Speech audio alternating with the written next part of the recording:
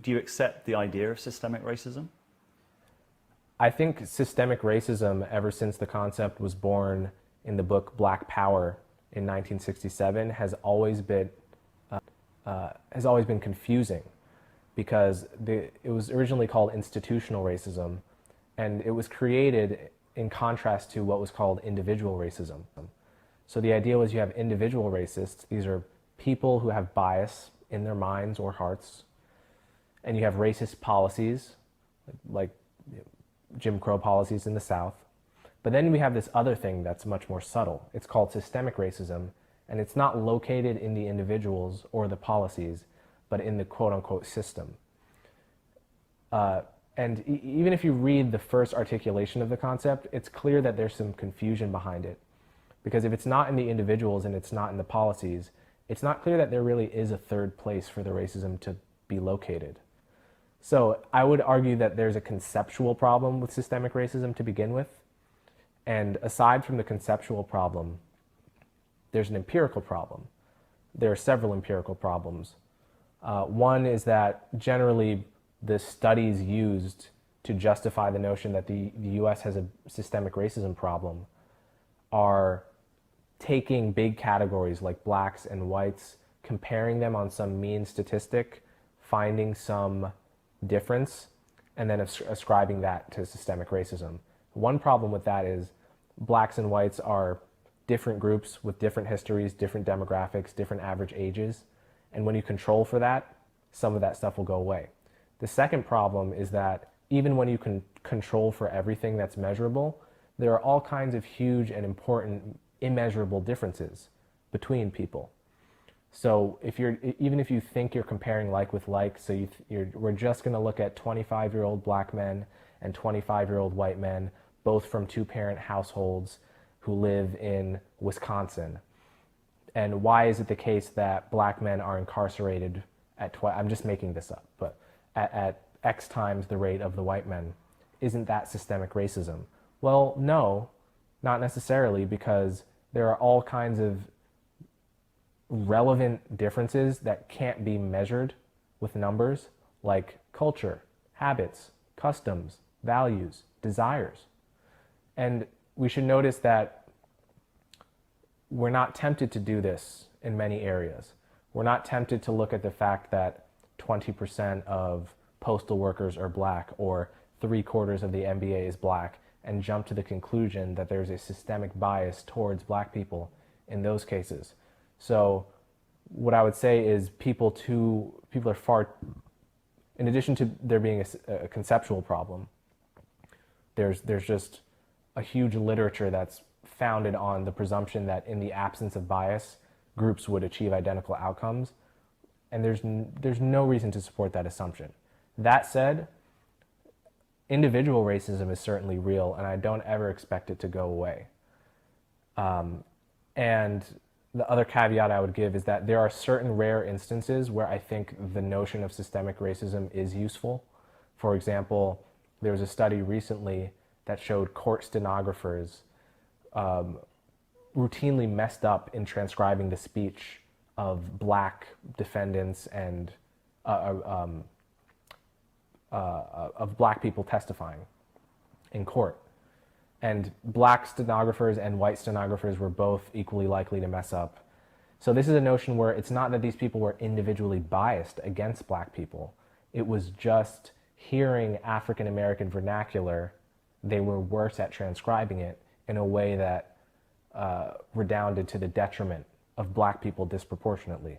So there, it's not a policy, it's not quite an individual anti-black bias. So in those rare instances, I do think the notion of systemic racism is justified. But what's interesting is not how many such examples there are, but how few. I mean, race is certainly one of the most polarizing topics and one of the hottest topics in American culture. Do you feel an obligation to use your words extremely carefully? Yes, I do, because I want to get my point across without being needlessly inflammatory. I don't enjoy making people angry. I'm actually a rather conflict-averse person by nature, which I know people won't believe, but it's true. So I try not to inflame any more than I need to make a point. Because what I've learned is when I say things that seem totally commonsensical and rational to me, sometimes that causes a shitstorm, at least in my Twitter bubble, which admittedly is a very, very small corner of the world that in the grand scheme of things doesn't matter all that much. But yeah, I do feel a responsibility to be careful with, there are many different ways to make the same point. You can make it with a variety of formulations that range from pointed and clickbaity to overly academic and hidden behind jargon. And it's certainly more art than a science to find where in that spectrum you fit. But I do my best. And what's the reaction been to the articles, mostly online? I get everything from scholarly critiques of niche points that I've made to complete dismissals of me as a human being, as a sellout, and as an Uncle Tom who just wants to make white people feel good so that I can collect paychecks.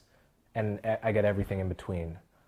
And I tune most of the stuff on that end of the spectrum out because it's boring.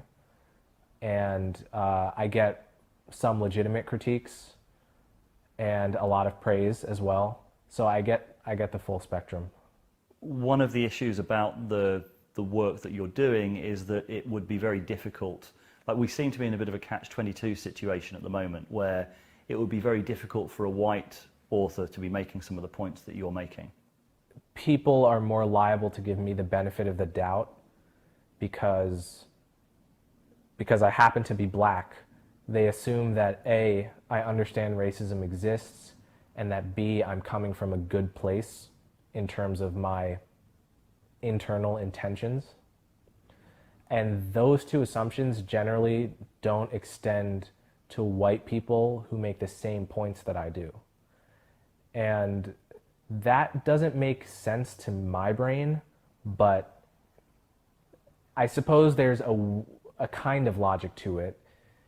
It's a kind of heuristic stereotyping logic, which goes, there are some legitimate racists. We do polls and we still find sometimes 5 or 10% of white people in this country agreeing with just outright racist claims. So when you hear a white person criticizing affirmative action, that could be a white supremacist, or it could be a political centrist or even a liberal who just has a particular perspective. And if you're trying to determine on a small amount of information which is which, you might just form a heuristic to say, assume they're all white supremacists if they're making noises that a white supremacist might make. And there's a kind of logic to that, and there's a kind of logic to treating whites and blacks differently there, but because a black person is very unlikely to be a white supremacist, so you're kind of forming a stereotype and a heuristic to play the odds. Of course, to some degree, people are doing this all the time. Everyone is stereotyping subtly all the time, but we know that we're not actually supposed to act on stereotypes. We're supposed to treat people as individuals. And we have taboos on stereotyping for a reason. It's only that those taboos become inactive when we're now discussing a white person who you're stereotyping as a racist because they have a nuanced grasp of affirmative action, or they don't think that they're concerned about racial crime disparities or what have you. So I think the strategy that should be employed there is to treat people as individuals regardless of what is true statistically of people who hold their view. And you mentioned this before, that some of the criticism has been that you're making white people feel better, or and if we were to take a sort of more critical view, you've certainly had a very fast rise in terms of your success with the Quillette pieces and being invited onto Sam Harris and onto Dave Rubin. So a cynic might say you're being taken up by people who are just wanting to make white people feel better about the legacy of slavery, for example.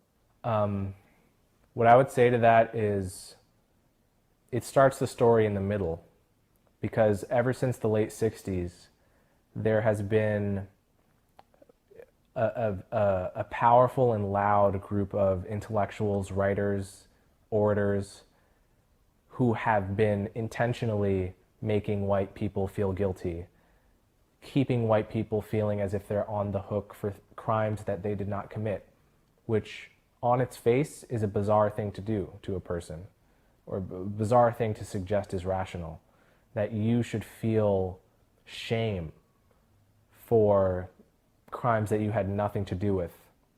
What they would argue is that you benefit from it. America was built on the back of slavery, so how can you possibly exempt yourself from that legacy? And it's people who looked like you who perpetrated these. It was your ancestors, regardless of whether it actually was. The point is you benefit from it. So to start the story in the middle and say, well, Coleman, you're making white people feel less guilty for slavery and Jim Crow. Well, it's like, yeah, because they shouldn't have felt guilty for those things in the first place. I don't think guilt is a useful emotion or shame when you're talking about how to craft policy to make the majority of Americans flourish as much as possible. It's not clear to me why guilt is a useful emotion to throw into that discussion, because guilt is too powerful. Guilt is an extremely powerful emotion. It has not a unique power, but it's capable of shutting down reason to a degree that is really remarkable. And I don't mind if my writing makes white people feel less white guilt, because the whole idea of race pride and race guilt is corrupt to begin with. So I would agree with does my writing make people feel less guilty? Sure, that's fine. That's not my intention. My intention is just to make sense about race in America and to critique the way we talk about race and put forward alternative frameworks that are more useful. But if part of that entails people feeling less guilt, shame, or pride for the amount of melanin in their skin, then so much the better.